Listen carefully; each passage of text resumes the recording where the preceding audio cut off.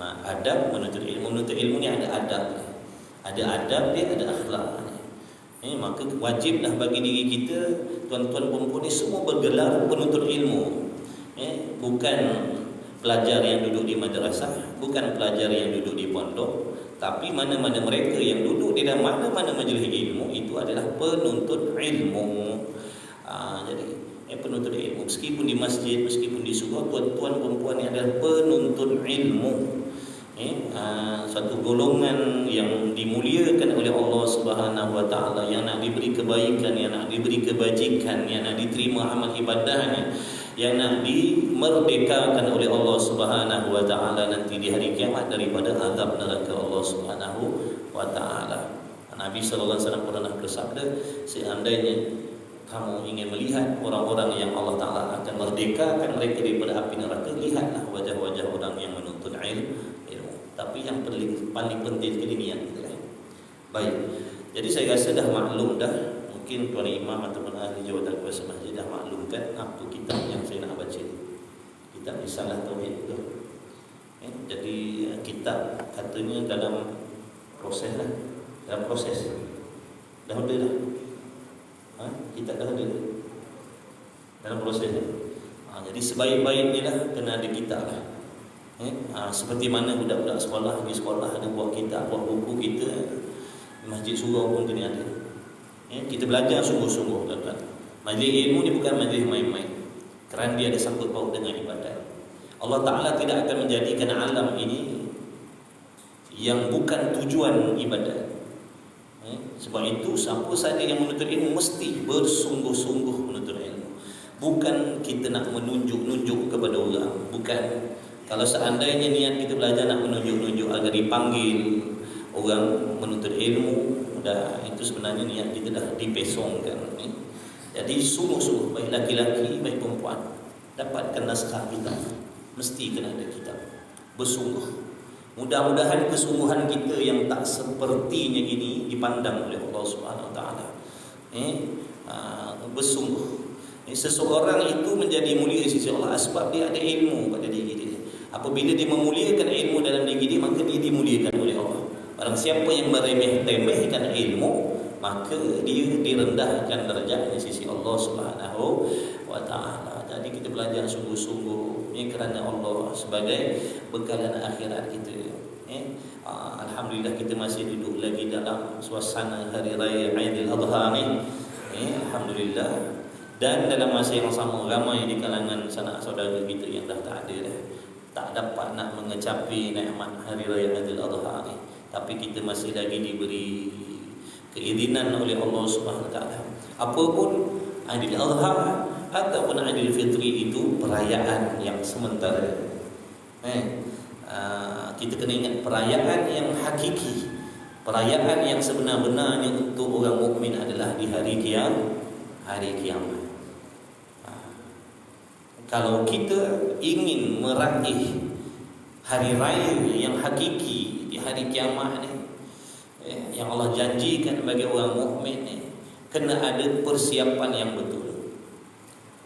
Ibadat yang Allah perintahkan ke atas diri kita ni ada undang-undang, ada peraturan, ada pantang larang.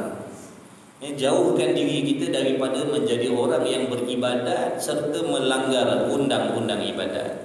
Akhirnya nanti na'udzubillah min zalik, kita akan terlepas daripada janji-janji baik daripada Allah Subhanahu wa taala. Padahal orang yang nak diterima amalannya, orang yang nak membawa balik amalannya ini adalah orang yang beramal dengan betul, bukan beramal ibadat mengikut hawa nafsu dah. Maka dengan sebab itu tuan-tuan dan puan hadirin hadirat, kita perlu memahami, mesti memahami sungguh-sungguh perjalanan melakukan ibadat ni. Inilah tujuan kenapa kita diciptakan oleh Allah Subhanahu wa taala. Tidak Allah Taala ciptakan jin dan manusia melainkan supaya kita beribadat kepada Allah. Yang mana ibadat itu milik Allah dan ada undang-undang yang tertentu. Kita tak boleh nak beribadat mengikut hawa nafsu kita, nak ikut rasa masing-masing dah. Kita kena tahu agar kita tidak menjadi golongan yang rugi, Ramai orang yang beribadat di atas dunia ini, tapi akhir di hari kiamat besok mereka diazab oleh Allah Subhanahu Wa Taala. Padahal di dunia mereka beribadat. Kenapa berlaku demikian? Kerana mereka beribadat tidak berdasarkan ilmu. Mereka membelakangkan ilmu dalam amal.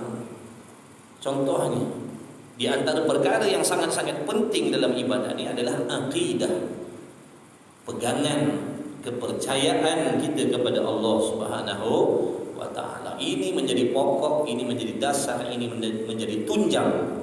Apa sahaja amal ibadat yang dilakukan mestilah dalam hal keadaan memiliki akidah, pegangan dan kepercayaan yang betul di dalam hati terhadap Allah.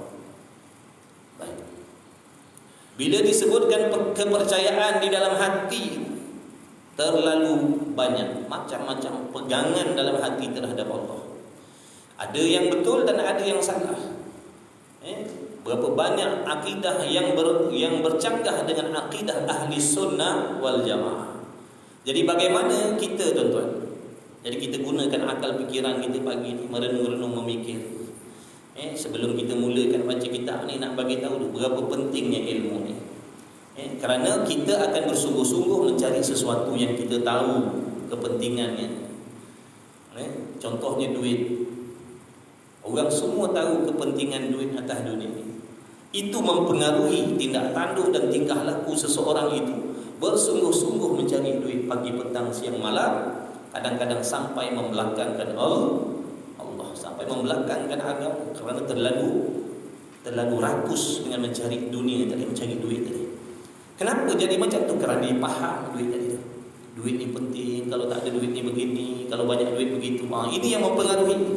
Sebab itu sebelum kita mula nak belajar, kena tahu dulu apa kepentingan nak belajar kita. Suka-suka, nak seronok-seronok ataupun bagaimana. Apa kepentingan belajar ni? Dan apa mudarat kalau tak belajar ilmu ni? Kita kena tahu. Mudah-mudahan daripada kefahaman tu nanti akan mempengaruhi kita supaya nak belajar sungguh-sungguh. Kerana benda ni yang kita nak belajar ni ada hubung kait dengan kehidupan kita selepas daripada mati besok. Ada sangkut paut dengan ibadat yang tuan-tuan buat. Jadi ilmu tauhid ni, tuan-tuan, kita wajib belajar. Ilmu tauhid ni di sisi akidah kita ahli sunnah wal jamaah adalah ilmu yang sangat penting. Sangat penting memiliki akidah yang betul. Dan di antara peranan kenapa ataupun faedah kenapa kita nak belajar ilmu ni, supaya kita boleh membezakan mana akidah yang betul agar boleh kita ambil, dan manakah akidah yang salah agar kita boleh tolak jauh-jauh. Di dalam akidah ni tak boleh campur, tuan-tuan. Tak boleh campur. Yang betul pun kita ambil, yang salah pun kita ambil, tak boleh. Dia kena satu. Kalau dalam hati kita memiliki akidah yang betul, maka betul lah. Kalau dalam hati kita memiliki akidah yang salah, salah lah.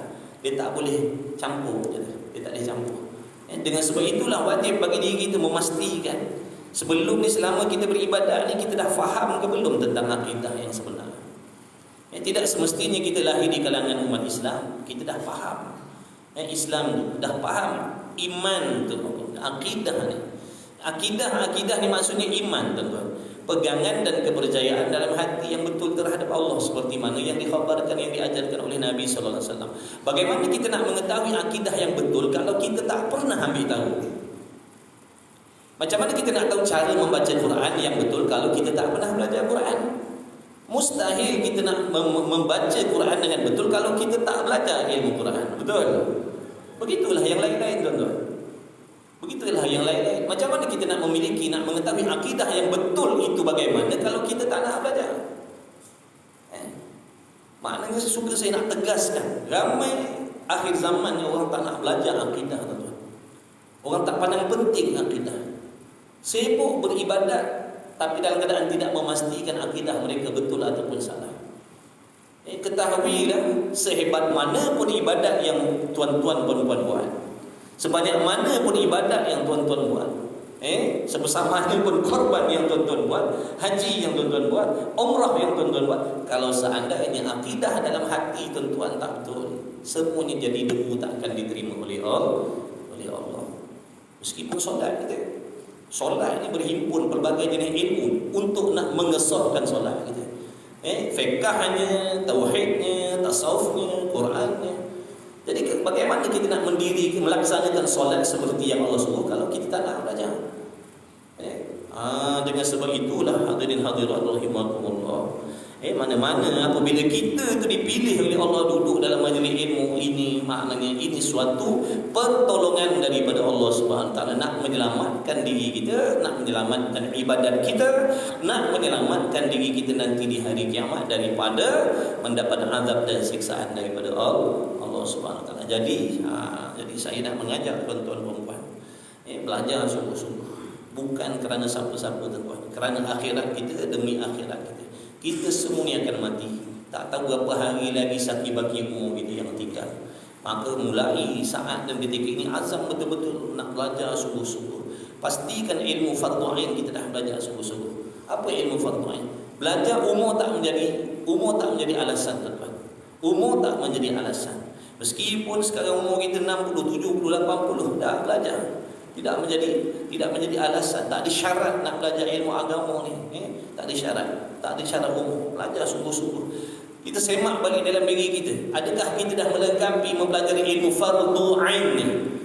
Tauhidnya untuk akidah, fiqhnya untuk syariat, mengetahui undang-undang syarat rukun melakukan ibadat di sisi kita yang bermazhab Syafi'iyah. Kemudian tasawuf. Adakah kita dah belajar tasawuf? Yang mana ilmu tasawuf ni peranannya nak mengajak hati kita, mendidik hati kita supaya memiliki hati yang ihsan dengan Allah, yang ikhlas, yang bersih daripada penyakit-penyakit yang menjadi asbab amalan kita tadi yang kita buat atau tidak diterima oleh Allah. Ini peranan ilmu tasawuf pula. Jadi saya dimaklumkan di masjid ni ada ilmu tasawuf. Ada ke tak ada? Tak ada. Ilmu tasawuf tak ada. Tak tahu. Inna lillahi wa inna ilaihi. Ada ke tidak kita tasawuf? Tak ada. Macam mana boleh tak ada? Okey, satu lagi Quran. Mana-mana masjid, mana-mana surau mesti dulukan fardu ain ni. Ini mana-mana masjid, mana-mana surau. Sebab masjid surau ni tempat masyarakat nak belajar. Masyarakat kerubung ni tak perlu nak pergi dekat Semabuk sana belajar. Masyarakat ahli qaryah kerubung ni tak perlu nak pergi Solok Dukung je. Cukup dengan masjid dan surau yang ada sini membekalkan pengajian fardu ain tadi. Jadi jangan mandang remeh tuan-tuan. Jangan mandang remeh. Mana-mana saya ada kuliah saya sebut benda ni. Sebab tak semua masjid dan surau ada pengisian ilmu fardu ain. Jadi macam mana masyarakat kita nak belajar? Macam mana masyarakat kita nak memperbetulkan ibadat kalau di kampung mereka tidak ada tempat nak menuntut ilmu, sedangkan masjidnya ada, suraunya ada, tapi pengisiannya ada. Jadi mesti ada tauhid untuk akidah. Kemudian tasawuf untuk membersihkan hati kita daripada penyakit. Hati kita ni banyak penyakit, walaupun semayang, walaupun puasa, walaupun melakukan ibadah korban, hati kita ni banyak penyakit, hasad, dengki, riak, ujub dan sebagainya banyaknya. Macam mana amalan kita nak diterima oleh Allah selagi ada penyakit-penyakit ni dalam hati. Jadi bagaimana nak memperbaiki hati kita? Itu peranan dia ilmu tasawuf tadi. Jadi tasawuf salah satu cabang daripada fardu ain. Jadi tauhid, tasawuf, kemudian fiqh ada. Alhamdulillah, tajwid pun ada. Kalau ada, yang tak ada tolong cari. Yang tak ada tolong lengkapkan. Kalau mana-mana ustaz yang duk baca kitab-kitab fardu kifayah tu minta tolong baca dia. Sebab fardu kifayah ni tuan-tuan tak belajar pun tak dosa.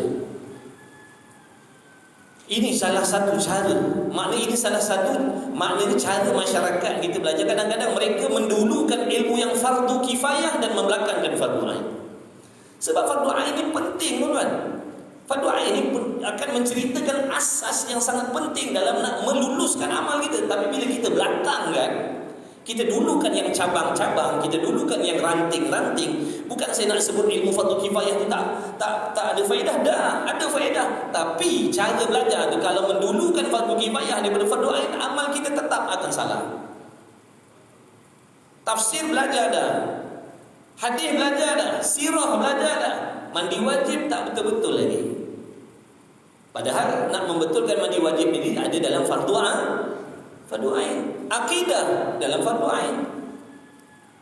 Nak menghasilkan KS fardu ain. Jadi kalau tidak diadakan, dilengkapkan masjid-masjid dan surau ini fardu ain, macam mana masyarakat kita nak memperbetulkan. Jadi tolong usahakanlah.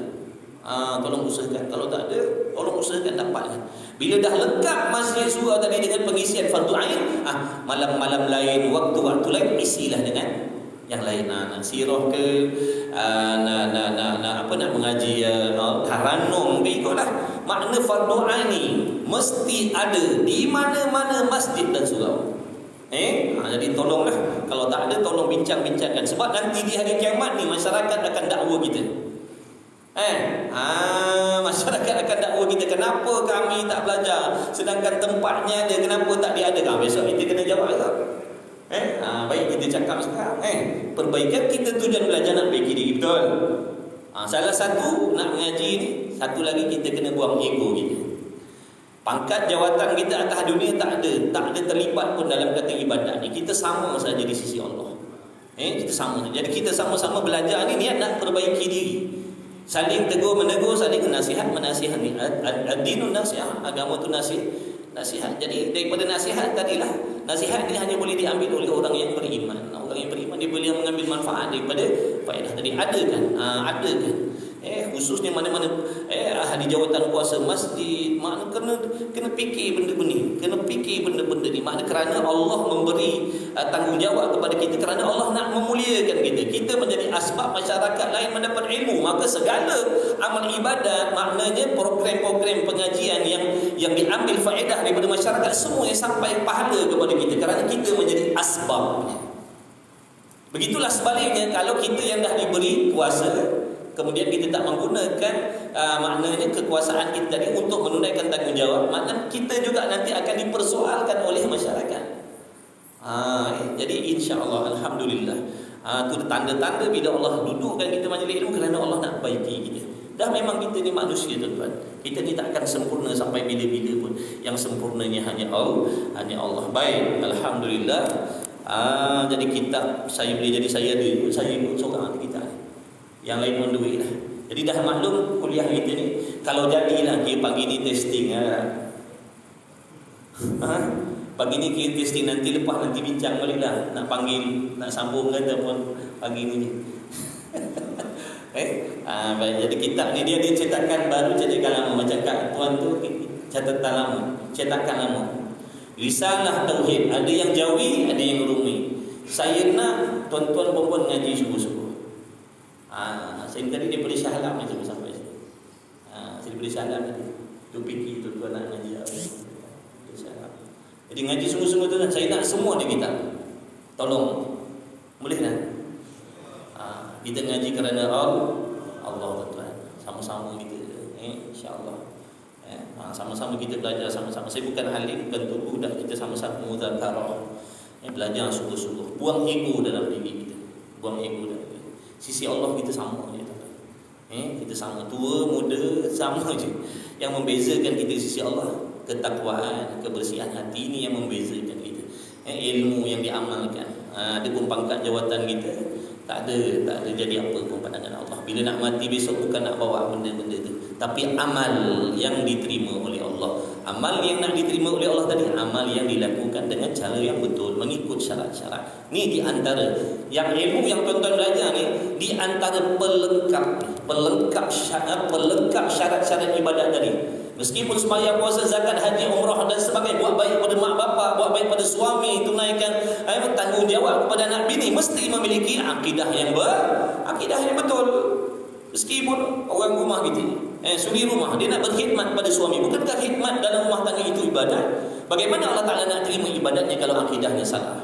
Si suami berpenat lelah mencari nafkah, pagi petang siang malam, kadang-kadang sampai membahayakan nyawanya. Bagaimana Allah Ta'ala nak menerima itu satu ibadat seandainya si suami tadi memiliki akidah yang salah?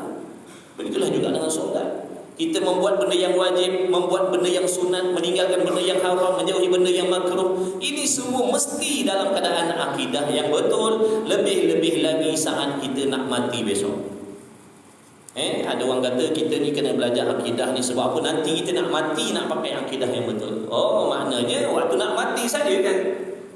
Adakah waktu nak mati saja memiliki akidah yang betul, waktu hidup ni tak perlu? Patutlah tak berapa nak ambil peduli. Sebab pada mereka nak mati besok pun nak pakai akidah. Waktu hidup ni akidah menyimpang pun tak apa, dah salah tu. Barang siapa yang memiliki akidah yang salah, apa jua amal yang dia buat tak akan diterima oleh Allah. Walaupun meskipun pada zahirnya nampak dia beramal dengan amal soleh, tapi tidak akan diterima oleh Allah. Kerana di antara syarat untuk amal kita itu diterima oleh Allah, di antaranya akidah mesti betul. Sekarang ni kita dengar dalam negara kita macam-macam pahaman yang masuk ni. Kalau kita berpeluk tubuh tak nak ambil peduli, tidak mustahil kita akan terpengaruh, terikut pahaman-pahaman yang merosakkan akidah ni. Kalau kita tak ambil peduli. Sebab tu orang yang jahil, orang yang sombong daripada nak menuntut ilmu ni, Allah akan balakan diri mereka dengan amalannya tak akan diterima oleh Allah. Ya Allah, sebab tu jangan sombong. Jangan sombong. Belajar. Orang yang belajar ni orang yang merendah diri dengan Allah. Orang yang mengaku kelemahan, orang yang mengaku tak pandai. Ini orang yang merendahkan diri, darjatnya akan ditinggikan oleh Allah. Sebaliknya orang yang merasakan dirinya alim, dah pandai, dah reti, tak perlu nak ambil tahu tentang akidah ni, orang sombong, maka akan direndahkan darjatnya di sisi Allah Subhanahu wa taala. Lagi pula orang yang ada takabur dalam diri ni, orang yang ada sombong dalam hati ni, Allah Taala akan halang, Allah Taala akan tegah mereka daripada mendapat perkara yang sebenar. Duduk dalam keadaan tak sebenar selama-lama sampai mati, na'udzubillah min dzalik. Itu Al-Imam Al-Ghazali rahimahullah ta'ala. Baik, Allahumma salli ala sayyidina Muhammad. Ini dia punya intro tuan-tuan ni. Hari ni ada sembelih kambing di lembu pagi ni. Masjid ni ada. Habis dah. Berapa ekor 10? 5. Banyak atau 5 ni. Alhamdulillah. Baik, jadi kita risalah tauhid. Siapa yang belum ada boleh tolong cari dah kat kedai Soleh tu pun ada, kedai Soleh, kedai kita. Harga dia mencecah RM10. Harga dia mencecah RM10. Tapi kitab yang RM10 ni jadi asbab amalan kita diterima oleh Allah. Kadang-kadang kita mikir, bab akhirat ni kita mikir banyak kali. RM10 habislah duit tu. Tapi dalam bab yang lagu-lagu, bab hiburan, kadang kita belikan mainan anak-anak kita tu sampai ratus-ratus. Padahal tak ada hubung kait langsung pun dengan nak membaiki ibadat. Jadi jangan bakhil, tolong jangan bakhil. Allah tak pernah berkira nak memberi nikmat kepada kita. Jangan kita banyak nak berkira dengan Allah Subhanahu wa taala. Kita nak amal kita Allah terima, tapi banyak berkira dengan Allah. Janganlah beli kitab, yang Jawi pun ada, yang Rumi pun ada. Jadi tolonglah. Jadi saya harap tuan-tuan datang belajar, jangan kerana saya jangan. Kita belajar, datang belajar kerana Allah. Aku nak belajar bab akidah ni, mudah-mudahan Allah beri kefahaman supaya aku boleh terhindar daripada benda-benda yang merosakkan akidah. Mesti dalam hati kita ada perasaan takut, risau, bimbang memiliki akidah yang salah. Mesti. Imam Ghazali kata mesti wajib dalam hati setiap mukmin memiliki perasaan takut, risau, bimbang, rosak akidah. Takut memiliki akidah yang sesat, takut memiliki akidah yang salah. Mesti kena ada perasaan macam tu. Kerana daripada perasaan risau itulah yang akan mendorong diri kita berusaha membuat sesuatu. Kenapa tuan-tuan kat rumah tu pasang pagar, pintu pagar, CCTV dan sebagainya? Takut betul? Tak takut? Takut ke tak takut? Takutlah. Sebab takutlah harta kita dicuri, dirompak, betul? Ini yang mendorong kita mengambil langkah-langkah keselamatan. Duit simpan dalam peti besi. Apa lagi? Pasang pagar. Kadang-kadang kalau yang kaya tu kan pasang bodyguard pula lagi, ada pagar pula lagi. Sebab apa tu? Kerana ada perasaan takut, risau.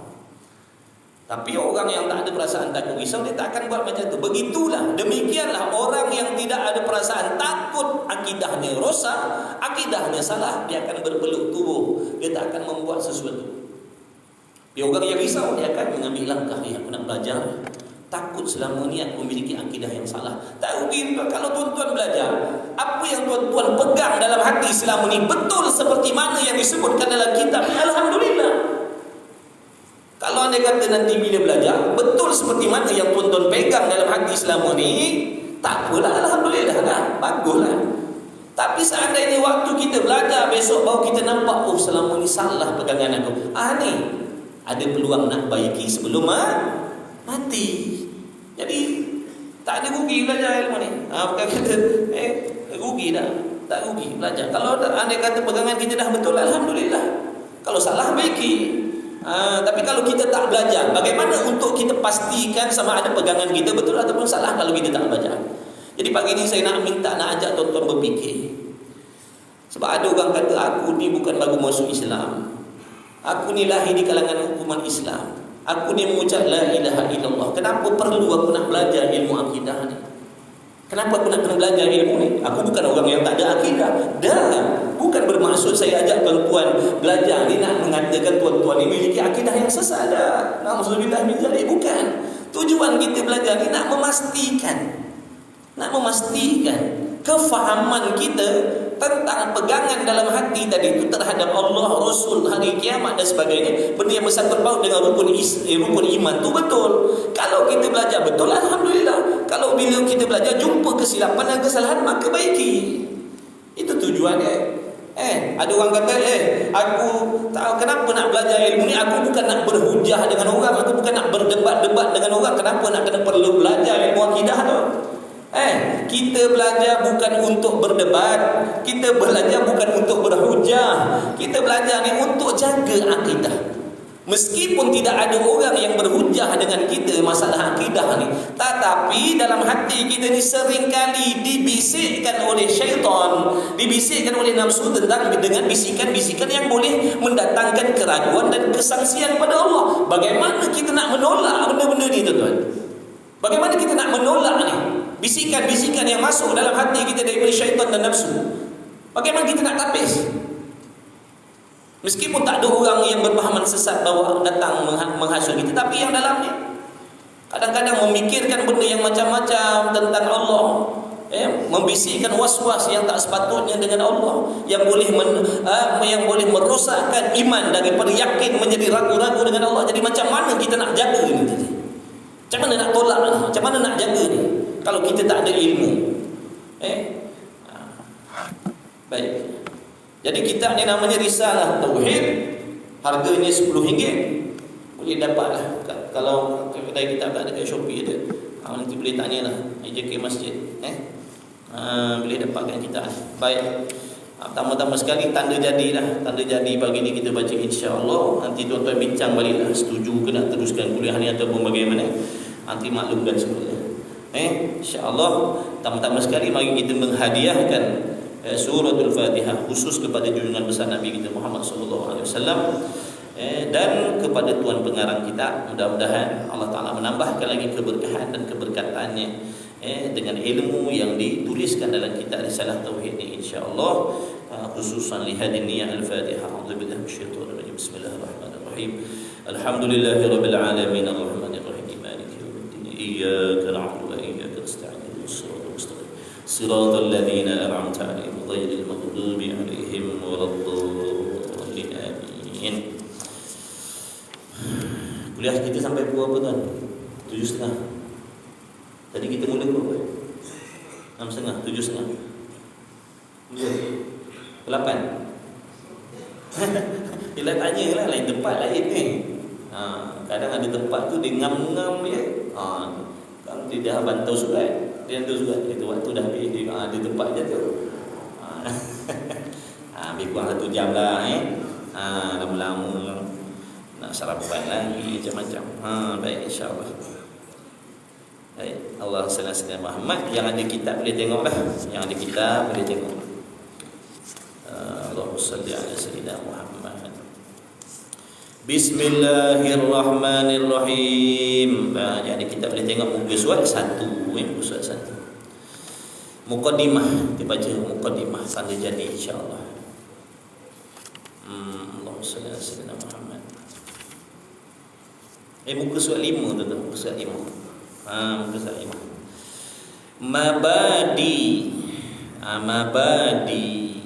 Apa di mabadi ni? Dia ambil daripada perkataan mabda, permulaan.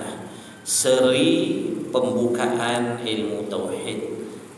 Dia punya apa dia intro penting tentang ilmu tauhid ni.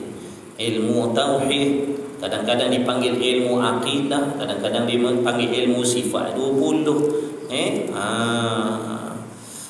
Kadang dipanggil ilmu kalam, bendanya sama tapi namanya banyak. Okey. Alhamdulillahi rabbil alamin.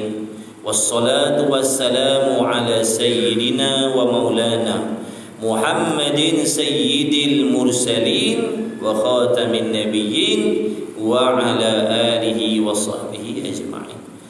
Baik. Kata musannif, kata tuan pengarang kitab, perkataan mabadi itu, perkataan mabadi dari kat atas tu ada sebut mabadi itu asalnya daripada bahasa Arab, katanya bahasa Arab. Jamak, jamak maknanya kalimah yang menunjukkan banyak. Daripada mabda, asalnya daripada mabda. Tapi bila dia jadi jamak, kalimah nak menunjukkan maknanya banyak, dia jadi mabda. Tak apa tu tak tahu, tak penting sangat tu. Asal maknanya punca. Mabda-mabdanya apa? Punca terbit.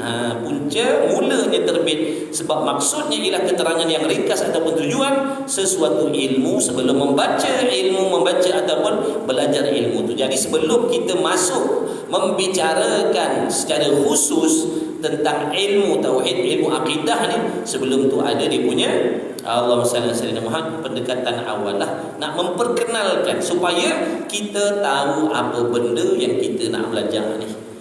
Ni nak belajar tentang ambil wudu ke, tentang syarat rukun sembahyang ke, ataupun bagaimana. Itulah tujuan ni yang dikatakan mabda tadi tu. Jadi orang yang belajar tahu, maknanya aku nak belajar ilmu tu, ilmu ni, dalam ilmu ni nak membicarakan tentang perkara yang bersangkut paut dengan akidah. Sini dalam kitab ni bukan nak cerita tentang mandi wajib, ambil wudu, bab air dah, bukan. Ataupun nak cerita tentang ikhlas, nak cerita tentang tawakal, nak cerita tentang bahaya mengumpat. Sini bukan. Bukan. Ya kita tahu nak belajar benda apa. Baik. Ataupun tujuan sesuatu ilmu sebelum membaca ataupun belajar ilmu itu. Kerana benda ni akan mempengaruhi kesungguhan seseorang tu belajar. Macam tadi macam seperti mana yang saya sebutkan. Bila seseorang tu tahu, contohnya dia nak masuk hutan, dia nak cari apa? Dia nak cari emas contohnya. Maka dia akan mempengaruhi kesungguhan dia akan sanggup menghadapi payah, penat, letih, macam-macam dugaan halangan. Tetap dia akan bersungguh. Kenapa? Dia tahu benda yang dia nak cari dan dia tahu nilai benda yang dia nak cari kalau dia dapat. Ini yang akan mempengaruhi dia. Bahaya tak bahaya, tolak tepi. Kerana apa? Aku kalau dapat benda ni, senanglah. Kata dia kalau aku dapat ni, senang. Kita tengok kan orang tu gadi emas tu, gadi lubang berkaki-kaki, belah kaki masuk dalam tanah tu, sampai menggadai nyawanya. Kalau kita fikir sekali kalau tutupkan lubang-lubang tu, tak padan dengan yang nak dicari tadi, mati dah. Tapi kenapa sampai sanggup gadai nyawa? Sebab dia tahu benda yang dia nak cari. Kalau dia dapat, senanglah hidupnya atas dunia. 7 keturunan makan tak habis. Ni begitulah juga. Kalau tuan-tuan tahu betapa pentingnya, betapa bernilainya yang nama ilmu yang sebut dalam ni, insya-Allah akan mempengaruhi kesungguhan tuan-tuan nak belajar. Penat tak penat, pening tak pening, susah tak susah, tuan-tuan akan bersungguh-sungguh, takkan mengalah. Sebab tahu dah dia punya nilai ni lebih besar daripada segala-galanya lagi. Orang yang tak tahu nilai, dia akan memperlekehkan. Tak pentingnya belajar, tak belajar pun tak apa lah, tak rugilah kalau aku tak tahu pun. Sebab dia tak tahu nilai kita. Baik. Ilmu sebelum membaca atau belajar ilmu, hari ini orang sebut seri pembukaan ataupun anggaran dasar. Baiklah, adalah mabadi itu, ilmu tauhid itu ada 10 perkara. Ada 10 perkara mabadi, maknanya pembukaan ilmu tauhid. Yang pertama, nama ilmu ini iaitu dinamakan ilmu tauhid. Contoh kalau balik kan, ada orang tanya kita tadi, kau asal dah balik lambat hari ni masjid, biasa kau balik cepat hari Ahad ni. Asal lambat tadi ada kuliah. Kuliah apa?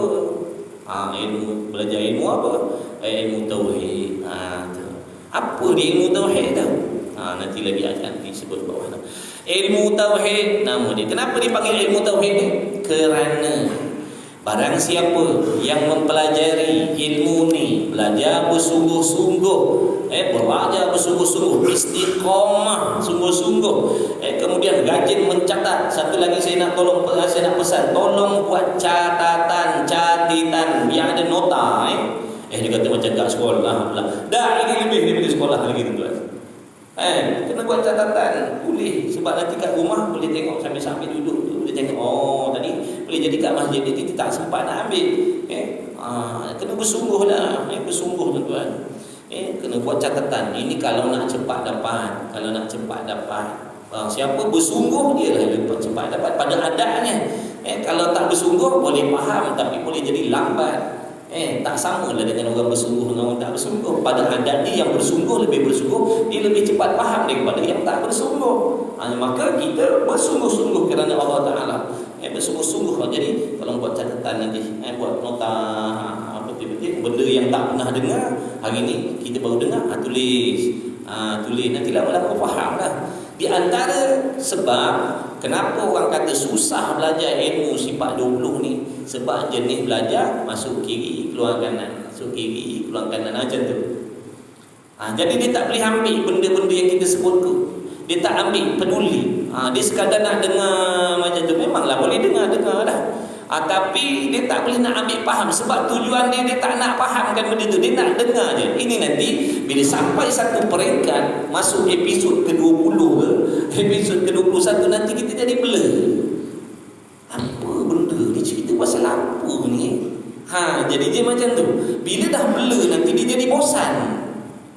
Bila bosan, dalam hati ni dah memang nafsu setan memang tak suka. Sekarang ni pun tak suka, betul? Jujur. Suka ke tak suka? Nafsu. Suka ke tidak? Tak. Kalau kata suka pelik. Nafsu memang tak suka dengan yang namanya amal. Tak suka. Tiba-tiba pula sedang molek, kita pun pening, kita pun tak faham, kita pun segabut.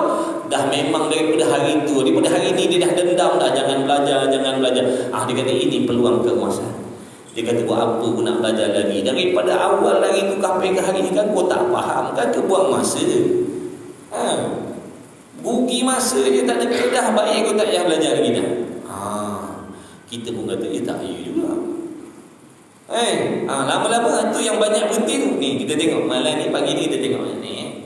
Tunggu akan datang, tengok orang tinggal. Sungguh. Nanti kita tengok. Ini satu cabaran pada tuan-tuan. Satu cabaran makna cabar. Cabar diri tuan-tuan, kena bergaji sungguh-sungguh. Kerana Allah bukan nak menunjuk-nunjuk dah. Biar ada semangat tuan-tuan. Kita ubah minda kita ni tuan. Sebab masyarakat kita ni pandang majlis ilmu ni benda tak penting, benda santai-santai je, benda sampai-sampai dah. Salah tuan-tuan. Salah sangat salah. Kalau kita memikir majlis ilmu agama ni benda sambilan, sangat salah. Majlis ilmu bukan sambil tuan-tuan. Kerana dia sangkut paut dengan tujuan utama kita dihidupkan oleh Allah. Maka kalau ibadat nombor 1, menuntut ilmu juga nombor 1 juga. Tak boleh kita kata ibadat nombor 1, ilmu tu sambil dah. Salah. Jadi kita baiki balik, betulkan balik pemikiran kita. Betulkan balik pemikiran kita. Nabi kata ilmu itu imam bagi amal. Tanpa ilmu, amal tak akan diterima oleh Allah. Tanpa imam, solat jamaah tak akan sah. Begitulah juga tanpa ilmu, amalan yang kita buat tak akan diterima oleh Allah. Jadi ilmu tauhid ni barang siapa yang belajar, bila dia diberi faham oleh Allah, asbab daripada usaha ikhtiar Allah bagi faham, dengan kekuasaan Allah bagi difaham, dan dia dapat mengambil manfaat daripada apa yang difaham dengan dia belajar ilmu dalam kitab ilmu tauhid. Dia akan menjadi orang yang sentiasa mentauhidkan Allah. Apa maksud mentauhidkan Allah? Dia sentiasa dalam hati ini akan menunggalkan Allah. Dia tidak akan jatuh kepada perkara yang mensyirikkan Allah. Dia akan terselamat daripada mensyirikkan Allah, menyemutukan Allah dalam segala hal. dia akan terselamat daripada jatuh kepada perkara-perkara yang menyengutukan Allah. Orang panggil mensyirikkan, yang menjadi asbab murtadnya seseorang, yang menjadi asbab terbatalnya Islam seseorang, yang menjadi asbab terhapus segala pahala amal kebajikan sejak mula akil balik dia buat, sampailah waktu dia murtad tadi itu semuanya dihapuskan oleh Allah dan tak akan dikembalikan lagi. Kenapa tadi? Rosaknya akidah, menyengutukan Allah. Jadi di antara sebab seseorang itu boleh jatuh kepada menyengutukan Allah kerana dia tidak ada kefahaman dalam diri dia. Dia tak ada ilmu, dia tak ada pengetahuan. Kita kalau tak belajar undang-undang contoh, tuan-tuan, ini kita nak cerita tentang undang-undang akidah, undang-undang pegangan dalam hati. Seperti mana solat ada undang-undang. Kalau solat ada undang-undang, kalau kita langgar undang-undang solat kita jadi apa, tuan-tuan? Solat kita jadi batal. Jadi batal. Tak apalah, batal boleh ulang balik. Tapi kalau dalam bab akidah ni, bila melanggar akidah dia jadi apa? Jadi kafir, tuan-tuan. Dia jadi kafir. Nauzubillah. Bila jadi kafir, apa yang jadi dengan amal ibadat kita? Terhapus menjadi debu, jadi debu, padahal kita dah beribadat belas tahun, puluh tahun. Banyak, tuan-tuan, Allah na'udzubillah, ada orang yang akhir usianya buat benda-benda yang mensyirikkan Allah, padahal dia dah beribadat berpuluh-puluh tahun. Tapi dengan sebab kejahilan dia tadi tidak faham, dia jatuh kepada benda yang mensyirikkan Allah, habis pahala, matinya dalam sesat, matinya dalam mensyirikkan Allah. Ini yang kita tak nak, ini yang kita tak mau, tuan-tuan. Apa bekalan yang kita nak bawa balik kalau tak diterima di dunia lagi dah Allah tak terima dah, apa yang kita nak bawa balik akhirat? Kita semuanya orang yang beriman, yakin adanya hari kiamat. Di hari kiamat tu besok ada amalan kita akan ditimbang dan sebagainya. Bagaimana nak ditimbang amal kalau di dunia lagi dah tak diterima oleh Allah? Lepas tu dipanggil ilmu tauhid. Orang yang belajar, yang memahami dia bila dia ambil manfaat, dia akan mentauhidkan Allah, sentiasa mengesahkan Allah, dia akan selamat daripada menyengutukan Allah. Dan nama lain ilmu kalam. Nama lain dia ilmu kalam, dipanggil juga ilmu kalam. Kenapa pula diletakkan nama dia dengan ilmu kalam ni? Kerana di dalam perbahasan sifat kalam Allah Ta'ala itu memiliki kerumitan. Masyhur ada kerumitan di situ dalam nak membahaskan tentang sifat kalam Allah tu, kalam Allah tu. Maka dengan sebab kerumitan itulah masyhur kerumitan nak membahaskan sifat kalam tadi, diletakkan nama ilmu ni ilmu kalam. Dan nama lain ilmu usuluddin. Kenapa ilmu usuluddin tu pula? Ilmu yang nak membicarakan tentang asal usul, asas-asas, tunjang-tunjang, pancang-pancang yang penting di dalam agama. Usuluddin tu makna asas-asas dalam agama. Orang yang tak tahu, dia dengar usuluddin, kau biar betul, kau belajar ilmu usuluddin bahaya, nanti kau sesat, nanti belajar ilmu usuluddin pula sesat. Tak belajar sesat. Tengok dia nak memperkatakan, jangan, bahaya belajar ilmu usuluddin ni. Tak betul-betul jadi sesat. Dan yang selamatnya tak payah belajar. Sebab tu dia dengar usuluddin tu jadi takut. Bahaya tu, sesat lah ilmu usuluddin. Ilmu usuluddin ni, ilmu ni dalam kitab ilmu usuluddin, ilmu yang nak menceritakan, nak membahaskan, nak memberi faham kepada kita apakah asas-asas, tunjang-tunjang, benda-benda penting dalam agama. Apa benda-benda penting dalam agama? Itulah nak cerita dalam ilmu ni. Sesat bang mana pula? Kemudian nama lain ilmu sifat. Kenapa pula disebut ilmu sifat? Kalau ilmu ni nak membicarakan tentang sifat-sifat yang ketentuan bagi Tuhan, bagi Allah. Bila sebut Allah tu Tuhan, tidak ada Tuhan selain daripada Allah. Maka apakah sifat ketentuan yang mesti ada pada Allah yang kita sendiri mengaku tidak ada Tuhan selain daripada dia? Apa sifat dia? Dia sebagai Tuhan, apa sifat yang mesti ada pada dia? Adakah sifat yang ada pada dia sama dengan sifat yang ada pada kita? Ataupun sifat yang ada pada kita sama dengan apa yang sifat ada pada dia sebagai Tuhan? Ataupun bagaimana? Jadi dalam ilmu ini nak membahaskan secara khusus apakah sifat-sifat yang wajib, yang mesti ada pada Tuhan yang kita sendiri berikrar tidak ada Tuhan selain daripada Dia. Kerana bila sebut Tuhan mesti ada sifat ketuhanan. Bila sebut Tuhan mesti ada sifat ketuhanan. Jadi apa sifat ketuhanan? Sifat ketuhanan bagaimana? Sifat kehambaan bagaimana? Sifat pencipta bagaimana? Sifat yang dicipta bagaimana?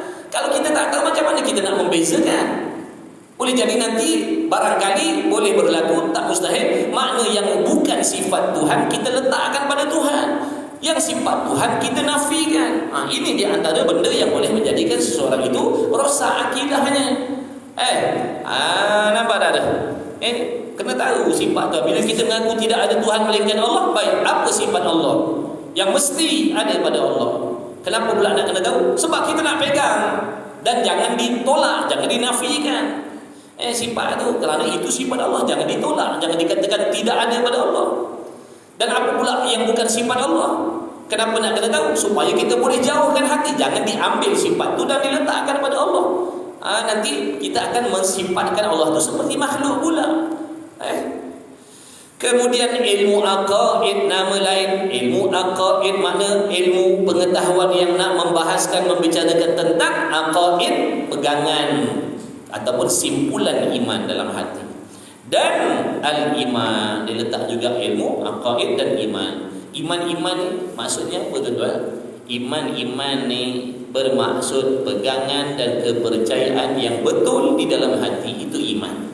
Yang tuan-tuan buat ni tadi, pergi semayang subuh, tutup aurat, melakukan ibadat korban dan sebagainya, itu bukan iman, itu namanya Islam. Islam dan iman beza tuan-tuan. Iman lain, Islam lain. Islam apa? Islam ni makna amalan zahir, amalan yang boleh dilihat dan amalan yang boleh didengar. Dia tu semayang, dia tu puasa, dia tu tutup aurat, dia tu melakukan ibadat korban, lagi pula lidahnya mengucap Allah Tuhan Muhammad Rasul. Maka zahirlah pada seseorang tadi tanda-tanda seorang Islam. Baik, iman boleh tengok ke tak boleh tengok?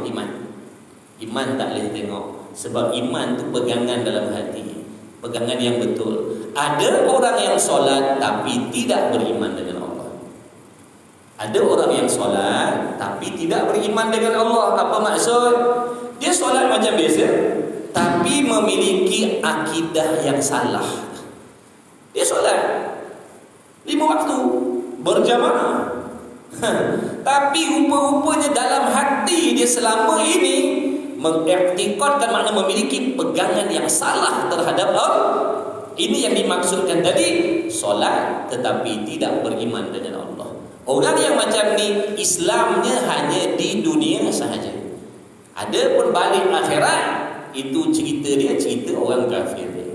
Matinya mati kafir, matinya mati murtad. Meskipun pada zahir tak nampak. Orang macam ni jenazahnya diuruskan seperti orang Islam lain. Tetapi hakikat dia tu mati dalam keadaan tidak beriman dengan Allah, kekal dalam neraka selama-lamanya. Ini yang kita takut. Sebab salah faham ni tuan. Sebab salah faham. Ramai masyarakat yang salah faham ni lah. Sebab tu mereka tak berapa nak penting nak belajar ilmu ni. Sebab dia kata aku beriman, aku solat. Aku bukan kafir, aku solat. Nampak tak? Padahal tadi kita dah bagi tahu solat cerita lain, iman cerita lain. Munafik solat tak? Munafik solat. Orang munafik, kafir munafik tu dia solat. Dia mengucap Allah Tuhan Muhammad Rasul. Time puasa dia puasa, time haji dia haji. Tapi dalam hatinya tidak yakin dengan Allah. Dalam hatinya mempertikaikan Allah. Dalam hati tak percaya sepenuhnya dengan Al-Quran, tapi solat. Nampak tak? Ini yang perlukan kepada kefahaman ni tuan. Bila kita tak nak belajar, macam mana kita nak terdedah dengan benda-benda yang macam ni? Inilah di antara kecelakaan dan bahaya dalam ibadat. Kita tak nak jadi orang yang syok sendiri. Mentang-mentang solat aku beriman, mentang-mentang puasa aku beriman, mentang-mentang aku buat haji aku beriman. Dah, haji lain, iman lain. Ada orang yang tak solat tapi beriman. Dia tak solat tapi pegangan dalam hati betul, tapi dipanggil mukmin yang asi. Orang yang beriman tapi Berdosa. Orang yang beriman tapi berdosa ni lambat laun nanti selepas daripada dia mati, seandainya dosa-dosanya tidak diampunkan oleh Allah ataupun dia mati dalam keadaan tak sempat nak bertaubat, dia akan singgah terlebih dahulu neraka Allah. Sebab nak dibakar segala dosa-dosanya dengan sebab tidak beramal dengan Islam atas dunia tadi. Dia tak puasa, dia dedah aurat, dia minum arak, dia berjudi, tapi selepas daripada selesai dan maknanya azab daripada Allah terhadap dosa-dosa dia tadi, akhirnya dimasukkan ke dalam syurga dan berkekalan selama-lamanya dalam syurga. Ini yang dipanggilkan tadi mukmin yang asi. Dia sekadar beriman, maksudnya pegangan dalam hatinya betul, kepercayaan dalam hati terhadap Allah betul, kepercayaan dalam hati terhadap Rasul, terhadap Quran dan sebagainya betul seperti mana yang diajarkan, yang disebutkan dalam ilmu-ilmu tauhid, betul pegangannya. Cuma dia atas dunia dia tak buat benda tu. Dia malas sembahyang, dia malas puasa, dia minum arak, dia berjudi, dia berzina, dia dedah aurat. Maknanya dia seorang yang beriman. Maksudnya apa tu? Dia memiliki pegangan yang betul. Tetapi maksiat tang mana? Maksiat kerana tidak mendirikan apa yang Allah suruh dan tidak menjauhkan apa yang dilarang oleh Allah. Ini maknanya pendek kata, orang ni pun meskipun maksiat dia tak berkekalan dalam neraka. Dia tak kekal. Sebab dia beriman. Yang seorang ni sembahyang, puasa, zakat, haji, umrah, pakai molek dah, elok dah, tiba-tiba rupa-rupanya memiliki pegangan yang salah terhadap Allah. Orang ni macam mana pula kedudukannya besok? Mati je, bertemulah dia dengan azab Allah dan berkekalan dengan azab Allah selama-lama. Dia tidak akan dimasukkan oleh Allah ke dalam syurga selama-lamanya. Kenapa apa? Kerana dia mati dalam keadaan tidak dia mati dalam keadaan tidak beriman. Boleh beza tak tuan-tuan? Dan kita nak duduk yang mana? Yang berdua ni? Yang semayang puasa tapi kekal dalam neraka selama-lama? Ataupun yang nombor satu tadi, diazab dulu, lepas tu masuk syurga kekal, yang tu? Ada orang kata macam tu. Kalau macam tu masuk neraka tak lama lah, maknanya dah masuk syurga, okey lah. Ada yang kata tu. Dia kata ingatkan kekal. Ingatkan kekal, rupanya tak kekal lah. Tak kekal tak apalah. Na'udzubillah min zalik. Dia ingat azab neraka tu macam mana kan? Kita tak nak, kita nak jadi golongan yang nombor 3 ni. Mana dia? Apa yang Allah suruh dia buat, apa yang Allah larang dia jauhkan, serta memiliki akidah yang betul. Ni yang kita nak. Kita kena usahakan yang ni, yang nombor 3 ni. Mana apa yang Allah suruh kita laksanakan mengikut syarat dan rukunnya, dan apa yang Allah larang kita usaha tinggalkan zahir dan batin, serta memastikan di dalam hati memiliki akidah yang ni kalau betul amalnya, insya-Allah dia tak akan bertemu dengan azab Allah, terus nanti matinya selepas dihisab oleh Allah, duduklah dalam syurga kekal selama-lamanya tanpa bertemu dengan azab Allah. Ini yang kita nak ni tuan-tuan. Jadi kita usahakan yang ini. InsyaAllah. 5 minit lagi. Dah lebih. Dah lebih tuan-tuan. Dah lebih macam ni. Alamak, jap.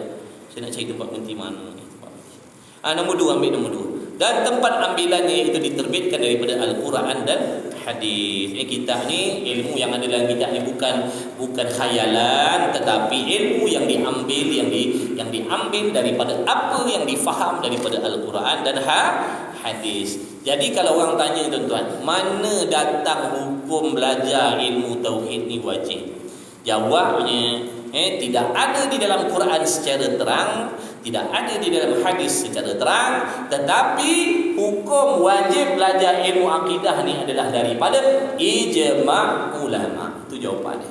Ijma' ulama. Sebab tu mana-mana orang yang pahaman dia menolak ijma' ulama dan qiyas, mereka semata-mata berpegang dengan Quran dan hadis sahaja, ijma' ditolak, pada mereka belajar ilmu ni bid'ah, tak wajib belajar.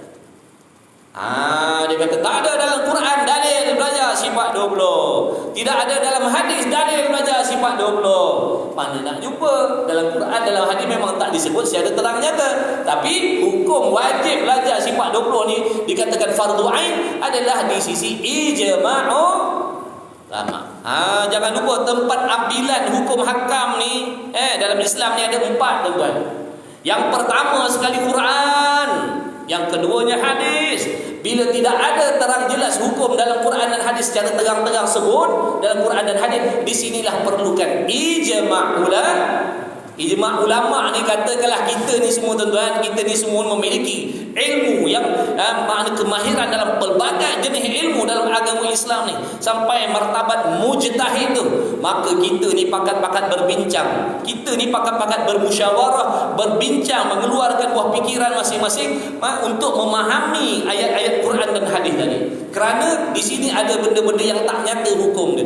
Jadi kita ni bermusyawarah, berbincang tentang ayat Quran dan hadis tadi, lalu kita sebulan suara mengeluarkan satu keputusan.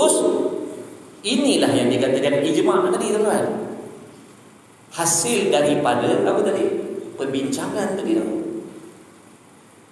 Maksudnya keputusan yang keluar tadi adalah hasil daripada apa yang dibincangkan daripada Quran dan hadis. Nampak tak? Maksudnya orang yang menolak ijma' ni, orang yang menolak keputusan ini adalah orang yang menolak keputusan yang dipaham daripada Quran dan hadis tadi.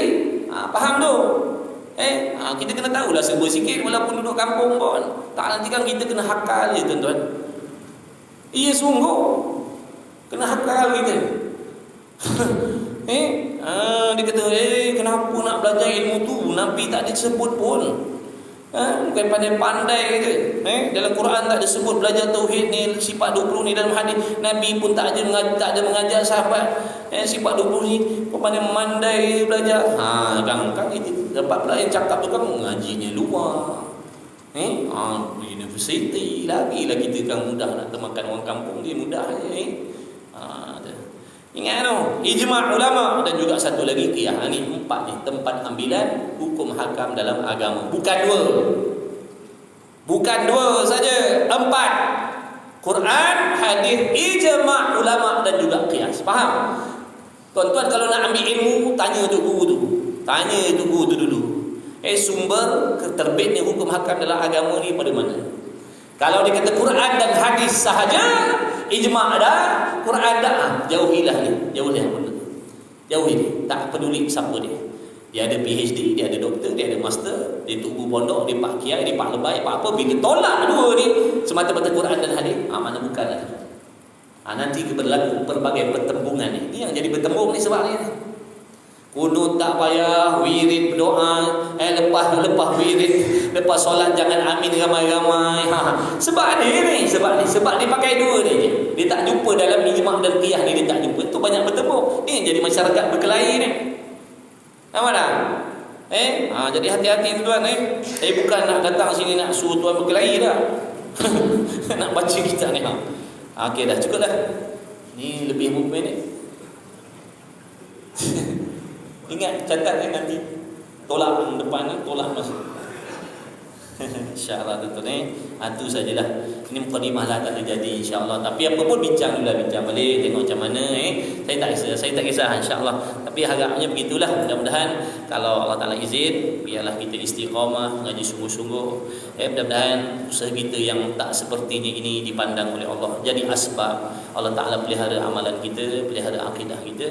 Saya minta ampun maaf banyak-banyak salah silap. Ada perkataan saya yang tak sepatutnya. Saya minta ampun maaf banyak-banyak. La haula wala quwwata illa billahil aliyyil azim. Cukuplah sekadar ini buat kali inilah. Apapun nanti insya-Allah saya akan berhubung dengan pihak ahli jawatan kuasa kita boleh. Jadi diharapkan begitulah tuan-tuan. Cuba dapatkan kitab.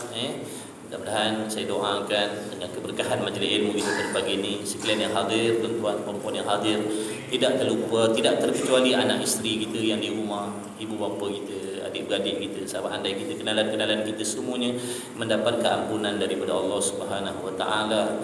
Mudah-mudahan kita senantiasa dibimbing oleh Allah, dipimpin oleh Allah, diselamatkan daripada terikut dengan pahaman-pahaman yang merosakkan akidah, merosakkan agama. Mudah-mudahan dilahirkan di kalangan kalian semua, mudah-mudahan dilahirkan di kalangan kita semua anak-anak yang soleh, anak-anak yang solehah, yang bertakwa, yang berjaya dunia dan akhirat. Mudah-mudahan dikabulkan segala doa dan hajat yang tersurat, yang tersirat di dalam hati kita. Mudah-mudahan Allah permudahkan yang sedang diuji oleh Allah Subhanahu taala dengan sakit, mudah-mudahan diberi kesihatan, kesembuhan, serta diberi hati yang sabar dan senantiasa bersangka baik dengan Allah Subhanahu wa taala. Mudah-mudahan sekaliannya husnul khatimah, dan mati kita dalam husnul khatimah, mati dalam keadaan sempurna iman, Islam dan ihsan kita, insya-Allah. Amin ya rabbal alamin. Jumpa lagi insya-Allah. Bismillahirrahmanirrahim. Alhamdulillahirabbil alamin wassalatu wassalamu ala Rasulillah. Allahumma rabbana fa'na bima 'allamtana, rabbana 'allimna alladhi yanfa'una, rabbana faqih ahlana wa qarabat lana fi dinina ma ahli al-qutri wa dzakar. Wa sallallahu ala sayyidina Muhammadin nabiyil ummi wa ala alihi wa sahbihi wa barak wa sallam. Alhamdulillahirabbil alamin. Taqabbalallahu minni wa minkum, minna wa minkum. Taqabbal ya karim. Insya-Allah kita ada salat tauhid ini minggu ke berapa kan? Minggu ke berapa ni? Pertama ya ni. Pertama je ingat pertama ketiga tadi. Pertama ya sebab ketiga sana. Insya-Allah. Minggu pertama lah. Okey, jumpa lagi lah. Boleh balik sarapan lah insya-Allah.